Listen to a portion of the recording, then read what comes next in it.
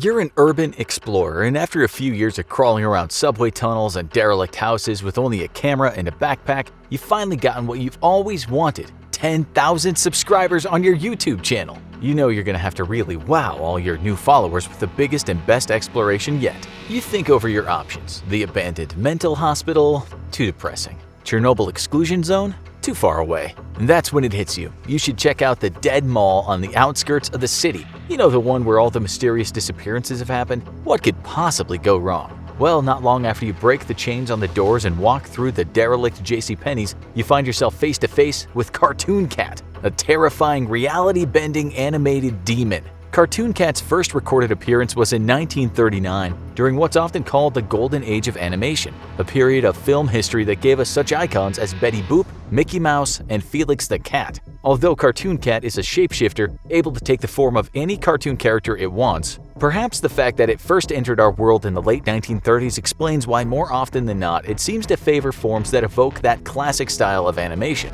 Most sightings describe a huge anthropomorphic cat with an all-black body and four-fingered gloved hands. Its appearance is simple and highly stylized, just like an old cartoon character, aside from its extremely lifelike teeth, which are more often than not stained with the blood of its victims. Cartoon Cat is described as incredibly cruel, and it's responsible for countless mysterious disappearances from abandoned locations around the world. If all that didn't sound bad enough, Cartoon Cat also possesses a number of strange supernatural abilities. It doesn't just look like a cartoon character, it also seems to follow the rules of cartoon physics. You turn around and try running out the door as soon as you see the creature, but its long rubber hose arms stretch out and trip you before you can reach the exit. As you land on the tiled floor, getting the wind knocked out of you in the process, you can swear you hear a laugh track coming from somewhere, like some invisible audience is taking joy in your misfortune. The laughing gets louder as the horrific cartoon creature comes running toward you. Thinking fast, you reach for your handy explorer's backpack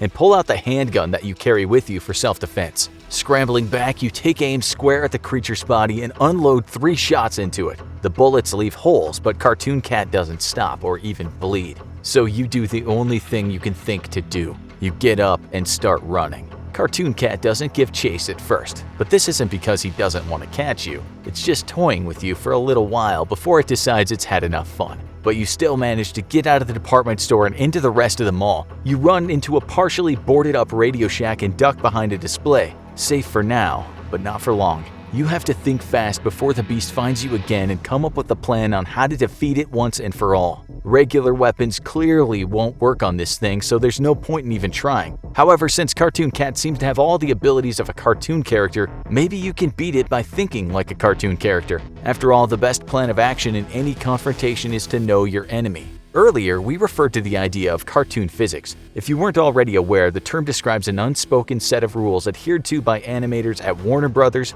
MGM, and Disney during the golden age of animation. These rules were finally written down and canonized in 1980, when humorist Mark O'Donnell wrote an article called O'Donnell's Law of Cartoon Motion for Esquire magazine. Though those rules were unofficially being observed as early as the 1920s, the idea of cartoon physics is pervasive throughout Western animation, and it's reasonable for all of us to assume that even if Cartoon Cat had decided to take you on in the form of, say, SpongeBob SquarePants or Sonic the Hedgehog, the rules of cartoon physics would still apply. Much like Pennywise the Clown from Stephen King's It, Cartoon Cat is ultimately bound by its victim's perception of it. As long as you think of it as a cartoon and a cat, it'll be forced to follow the rules of both. Now, it's important to note that, as any Looney Tunes fan can tell you, you can't keep a cartoon character down for very long. Wile E. Coyote, Yosemite Sam, and Daffy Duck have been blown up, run over, shot in the face, and had pianos dropped on them more times than you could count, and they're always fine, save for maybe a comically large bump on their head as soon as it cuts to the next scene.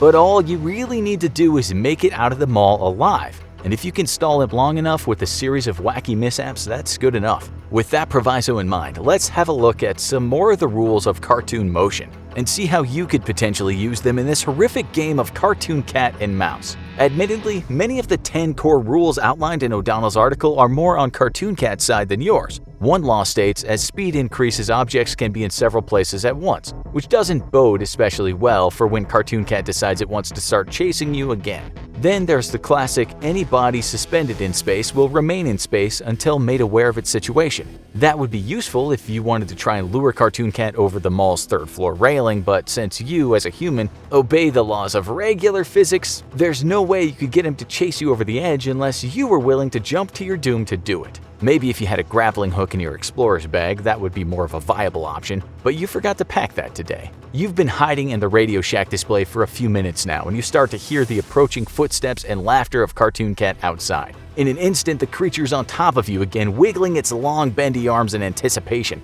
its mouth wide open in a twisted smile. You're cornered, and as Cartoon Cat's gloved hands come toward you, you reach for your phone. Should you call the police? Your family? No. You're going to use your last crumb of 4G data to find the perfect escape plan. The laws of cartoon motion state that all principles of gravity are negated by fear. A spooky noise or an adversary's signature sound will introduce motion upward. And since, like we said, the creature is bound by your perception by the rules of being a cartoon cat, its natural adversary is obviously a dog. So you pull up the first recording of a barking dog that you can find and play it as loud as you can. Cartoon Cat hears the sound and jumps into the air, leaving a big Cartoon Cat-shaped hole in Radio Shack's ceiling. You now have a few precious seconds to escape and find somewhere else to hide before Cartoon Cat reappears. You head for the escalator, and you're able to make it to the top before Cartoon Cat's arms start stretching after you. Thinking quickly, you look around to find that the electronic mechanisms of the escalator are exposed. Miraculously, the mall still has electricity, so you're able to get the escalator going, trapping Cartoon Cat's long, wiggly arms in between the teeth of the stairs. Cartoon Cat is ground into a fine paste in front of you,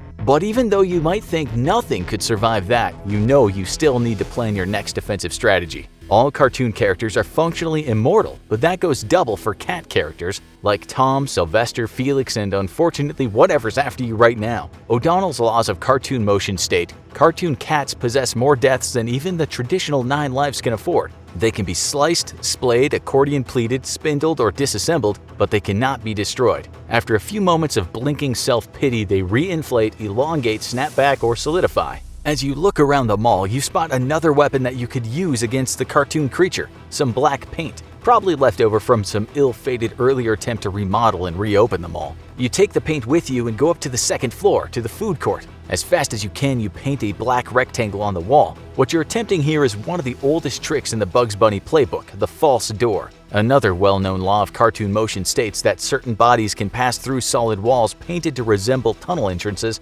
others cannot, especially the one who painted the entrance to trick an opponent. The idea is to trick Cartoon Cat into running face-first into the wall, buying you more time to run away, but since once again you're not a cartoon character and can't actually run through the painted tunnel, for this trick to work you have to make sure that Cartoon Cat sees you from the right angle. If you put your false door close enough to a sharp turn, corridor, or on a column, you might just be able to fake it out. If that doesn't work, you might feel tempted to try the dog trick again, but be careful not to fall back on that too many times. While it's not in O'Donnell's article, one of the other great unspoken rules of both animation and comedic storytelling in general is the rule of 3. The rule of 3, also called trebling, suggests that to keep things from getting stale, a running joke should be repeated twice, then one more time with some kind of added twist. So to apply that to your situation, when Cartoon Cat fails to fall for the false door trick and gets close enough to grab you again in the food court, you can play the dog sound effect again to send it leaping up to the top of the McDonald's sign for long enough to allow you to head to the exit.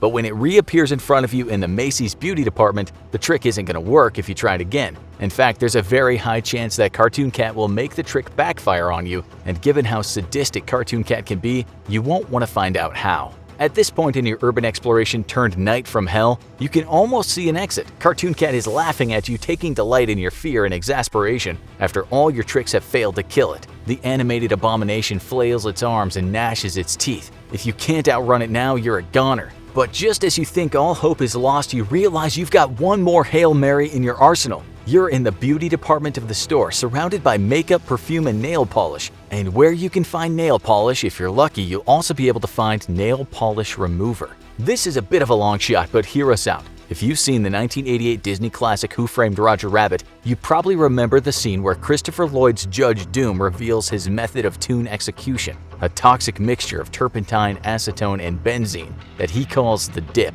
The scene where Doom uses the dip to dissolve a defenseless cartoon shoe may have scarred a generation of children for life, but it provides insight on how you might be able to, if not kill, seriously maim a rampaging cartoon character in real life. Turpentine is a natural solvent derived from distilled pine resin, most commonly used as a paint thinner. Benzene, a chemical found in crude oil, is another solvent used both as an industrial degreaser and paint stripper. Both these materials might be hard to come by in a mall, but acetone, the third ingredient, is a key component in most brands of nail polish remover. So as Cartoon Cat wraps its arms around you and pulls you toward its open mouth, you grab a bottle of nail polish remover and start pouring. The acetone in nail polish remover is highly diluted, so it's not enough to melt your opponent completely, but your attack still causes enough damage to Cartoon Cat's structural integrity that you can slide out of its grasp. The creature flails, dripping ink everywhere, and you make your escape. You're badly bruised, probably traumatized, and you didn't even manage to get any footage for your YouTube channel, but at least you're safe, right? Well, keep in mind that you still haven't killed the creature yet. And the very last rule of O'Donnell's laws of cartoon motion is for every vengeance there is an equal and opposite revengeance. Check out Siren Head Explained and Cartoon Cat Explained for more of Canadian horror artist Trevor Henderson's creepy creatures.